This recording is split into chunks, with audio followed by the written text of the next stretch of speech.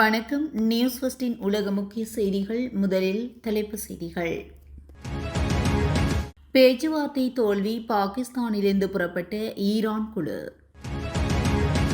America முன்வைத்த நியாயமற்ற கோரிக்கைகள், ஈரான் தெரிவிப்பு. பேச்சுவார்த்தைகள் தோல்வியடைந்த சில மணி நேரங்களுக்கு பிறகு ஹிஸ்புல்லா இஸ்ரேல் மீது ஆளில்லா விமான தாக்குதல். ஈரானுடன் மீண்டும் ராணுவ மோதல் ஏற்பட வாய்ப்பு, இஸ்ரேலிய ராணுவ தலைமை தளபதி எச்சரிக்கை. அமெரிக்க ராணுவ விமானம் மீது கோடாரி தாக்குதல். சவுதி அரேபியாவின் முக்கிய எண்ணெய் குழாய் விநியோகம் சீரமைப்பு.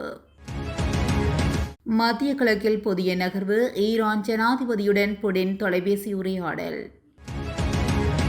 உலக அரசியலில் புதிய நகர்வு, அமெரிக்கா ஈரான் நாடுகளுக்கிடையே பாலமாக பாகிஸ்தான். அமெரிக்காவை நோக்கி படையெடுக்கும் கப்பல்கள், ட்ரம்பின் முக்கிய தகவல். உயிர் பிழைக்க ஈரான் போராடுகிறது, நெதன்யாகு தெரிவிப்பு. தொடர்பான விரிவான செய்திகள். பாகிஸ்தானில் இடம்பெற்ற அமைதி பேச்சுவார்த்தையில் தோல்வியில் முடிந்ததை அடுத்து ஈரான் சபாநாயகர் முகமது ஹகர் ஹலிபாப் தலைமையிலான குழுவினரும் பாகிஸ்தானிலிருந்து ஈரான் புறப்பட்டு சென்றுள்ளனர். ஈரான் அமெரிக்கா இடையான போர் தற்காலிகமாக 2 வாரங்களுக்கு நிறுத்தி வைக்கப்பட்டுள்ள நிலையில் இரு தரப்பினரும் பாகிஸ்தானில் அமைதி பேச்சுவார்த்தையில் ஈடுபட்டனர். ஆனால் அப்பேச்சுவார்த்தை தோல்வியில் முடிந்துள்ளது. இந்நிலையில் அமெரிக்க துணை ஜனாதிபதி ஜே.டி. வான்ஸ் பாகிஸ்தானிலிருந்து அமெரிக்கா புறப்பட்டு சென்ற நிலையிலும் ஈரான் குழுவினரும் நாட்டுக்கு திரும்பியுள்ளதாக தகவல் தெரிவிக்கப்பட்டுள்ளது.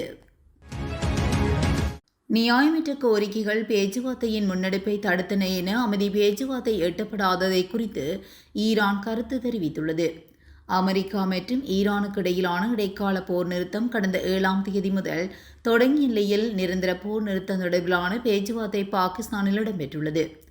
அதன்படி நேற்று முன்தினம் அமெரிக்காவின் துணை ஜனாதிபதி ஜே.டி. வான்ஸ் தலைமையிலான அமெரிக்க பிரதிநிதிகள் மற்றும் ஈரான் பிரதிநிதிகளிடையே நேரடி பேச்சுவார்த்தை தொடங்கியது.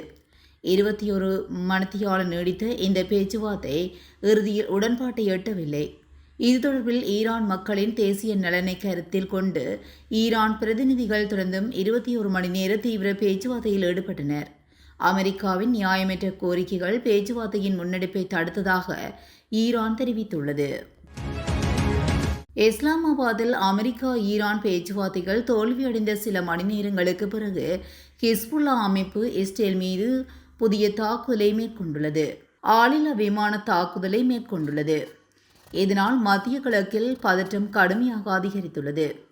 அந்த ஆளில்லா விமானம் வடக்கு இஸ்ரேலுக்குள் ஆழமாக ஊடுருவியதாகவும் கிரியாட் சமோனாவை அடைவதற்கு முன்பு நடுவானில் இடைமறிக்கப்பட்டதாகவும் தெரிவிக்கப்பட்டுள்ளது. இஸ்ரேல் குடியிருப்புகளிடையே அபாய ஒலிகளும் பீதியும் ஏற்படுத்தப்பட்டுள்ளது. குடியிருப்பு பகுதிகளுக்கு மேல் ஒரு வெடிப்பு நிகழ்ந்ததை காட்டும் வியக்கத்தக்க காட்சிகளும் இஸ்ரேலின் வடக்கு எல்லையில் வளர்ந்து வரும் அச்சுறுத்தலை அடிக்கோடிட்டு காட்டுகின்றன.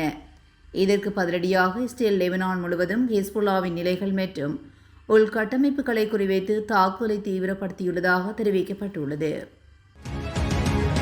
அமெரிக்காவும் ஈரானுக்கும் இடையிலான பேச்சுவார்த்தைகள் முறிந்ததை தொடர்ந்து ஈரானுடன் மீண்டும் ராணுவ மோதல் ஏற்பட வாய்ப்புள்ளதாக தெரிவிக்கப்பட்டுள்ளது. இதனால் உயர் எச்சரிக்கை நிலையில் இருக்குமாறும் அதற்கு தயாராக இருக்குமாறும் இஸ்ரேலிய ராணுவ தலைமை தளபதி ஏயால் ஜமீர் உத்தரவிட்டுள்ளார். அயர்லாந்தின் ஷானன் விமான நிலையத்தில் சனிக்கிழமையன்று நிறுத்தப்பட்டிருந்த அமெரிக்க ராணுவ விமானத்தின் மீது ஏறிய ஒருவர் கோடாரியினால் அதன் விமான உடற்பகுதியையும் இறக்கையையும் சேதப்படுத்திய நிலையில் கைது செய்யப்பட்டுள்ளார். அயர்லாந்து ஊடகங்களின்படி C-130 ஹெர்குலஸ் ராணுவ போக்குவரத்து விமானம் அமெரிக்காவின் கன்சாஸ் மாகாணத்திலிருந்து புறப்பட்டு கனடாவில் நின்று கொண்டிருந்த நிலையில் அயர்லாந்தின் ஷானன் விமான நிலையத்தில் தரையிறங்கியது. சந்தேக நபர் விமான நிலையத்தில் சுற்றிவேலியை மீறி விமானம் நிறுத்தப்பட்டு இருந்த பகுதிக்குள் நுழைந்து அதன் மீது ஏறி கோடாரியினால் தாக்கியுள்ளார். இந்த சம்பவத்தால் ஆயுதமேந்திய காவல்துறையினர் தலையிடுவதற்கு முன்பு விமான நிலையத்தின் செயற்பாடுகள் சுமார் 30 நிமிடங்கள் நிறுத்தப்பட்டன. சந்தேக நபர் 40 வயது மதிக்கத்தவர் என்றும் அவர் காவலில் வைக்கப்பட்டுள்ளதாகவும் விசாரணை நடைபெற்று வருவதாகவும் அயர்லாந்து காவல்துறை தெரிவித்துள்ளது. விமானம் கணிசமான சேதத்தை சந்தித்துள்ளதாக அதிகாரிகள் உறுதிப்படுத்தினர். கடந்த மே மாதம் முதல் ஷானன் விமான நிலையத்தில் உள்ள அமெரிக்க இராணுவ விமானங்கள் 3 தனித்தனி சம்பவங்களில் குறிவைக்கப்பட்டுள்ளதாகவும் தெரிவிக்கப்பட்டுள்ளது. இஸ்ரேல் மற்றும் ஈரான் இடையிலான போரின் போது நடத்தப்பட்ட தாக்குதல்களால் பாதிக்கப்பட்ட தனது மிக முக்கியமான கிழக்கு மேற்கு எண்ணெய் குழாய் விநியோகத்தை சவுதி அரேபியா மீண்டும் முழு கொள்ளளவிற்கு கொண்டு வந்துள்ளது. பழுது பார்க்கும் பணிகளுக்கு பிறகு தற்போது இக்குழாய் மூலம் நாளொன்றுக்கு சுமார் 7 மில்லியன் பேரல் எண்ணெயை விநியோகிக்க முடியும் என சவுதி எரிசக்தி அமைச்சகம் தெரிவித்துள்ளது.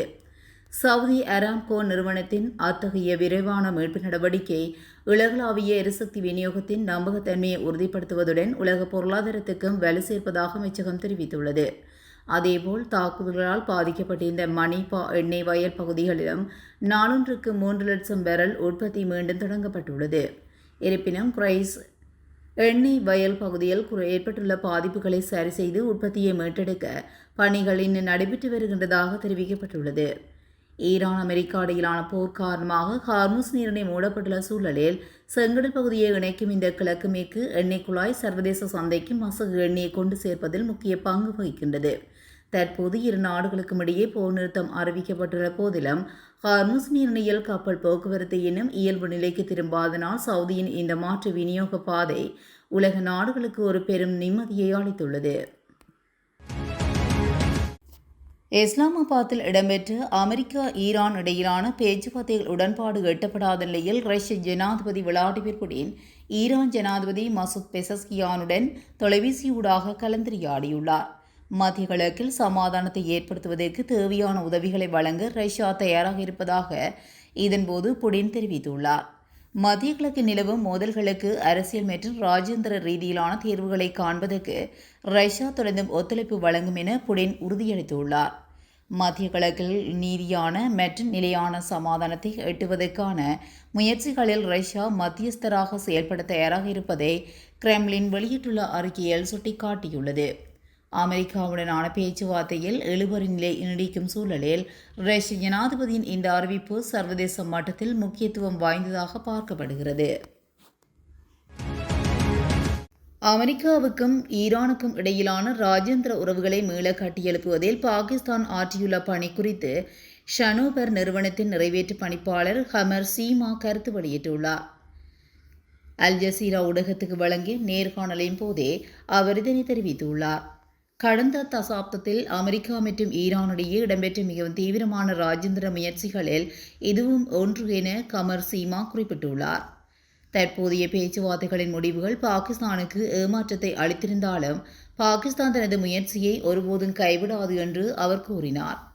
ஈரானுக்கு இறுதி தீர்வொன்று முன்வைக்கப்பட்டுள்ளதாகவும் அது குறித்து ஈரானின் உயர்மட்ட தலைமைத்துவம் முடிவெடுக்க வேண்டியுள்ளதாகவும் அவர் தெரிவித்தார். மேலும் இரு தரப்பினரையும் பேச்சுவார்த்தை மேசைக்கு கொண்டு வருவதே பாகிஸ்தானின் முக்கிய பணியாக இருந்தது எனவும் இரு நாடுகளுக்கும் இடையிலான இடைவெளியை குறைத்து நம்பிக்கையை மீள கட்டியெழுப்பும் பணியையும் பாகிஸ்தான் செம்மையாக செய்துள்ளது என்று குறிப்பிட்டுள்ளார். இதற்காக சர்வதேச ரீதியில் பாகிஸ்தானுக்கும் பாராட்டுக்கள் கிடைத்து வருவதுடன் இருதரப்பினரும் பாகிஸ்தானை புகழ்ந்துள்ளனர்.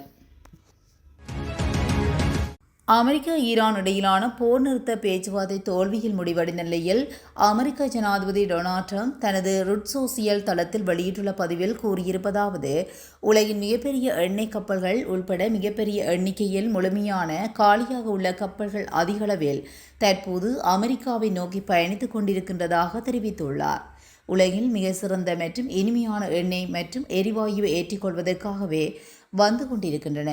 அமெரிக்காவுக்கும் அடுத்த 2 மிகப்பெரிய எண்ணெய் பொருளாதாரத்தை கொண்ட நாடுகளிடம் கிடைப்பதை விட எங்களிடம் அதிக அளவு எண்ணெய் உள்ளது என்று அதுவும் மிக உயர்ந்த தரத்தில் இருக்கின்றதாகவும் இவ்வாறு ட்ரம்ப் அதில் குறிப்பிட்டுள்ளார். இஸ்ரேல் அமெரிக்கா ஈரானுக்கிடையில் தற்போதைய போர் நிறுத்தம் அமுலில் இருக்கும் நிலையில் பாகிஸ்தானில் அமைதி பேச்சுவார்த்தை இடம்பெற்றுள்ளது. இருப்பினும் அது தோல்வியில் முடிந்த நிலையில் இது தொடர்பில் இஸ்ரேல் பிரதமர் பெஞ்சமின் நெதன்யாகு கருத்து தெரிவித்துள்ளார்.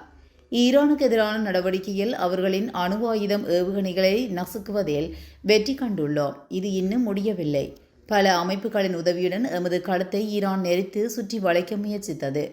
ஆனால் நாம் தான் அதன் களத்தை நெரிக்கின்றோம். நம்மை முற்றிலுமாக அழித்து விடுவதாக அச்சுறுத்தினார்கள். ஆனால் இப்போது அவர்களை உயிர் பிழைக்க போராடுகிறார்கள் என்று அவர் தெரிவித்துள்ளார். இதுபோன்ற செய்திகளை உடனுக்குடன் தெரிந்து கொள்ள நியூஸ் ஃபர்ஸ்டுடன் இணைந்திருங்கள். நன்றி, வணக்கம்.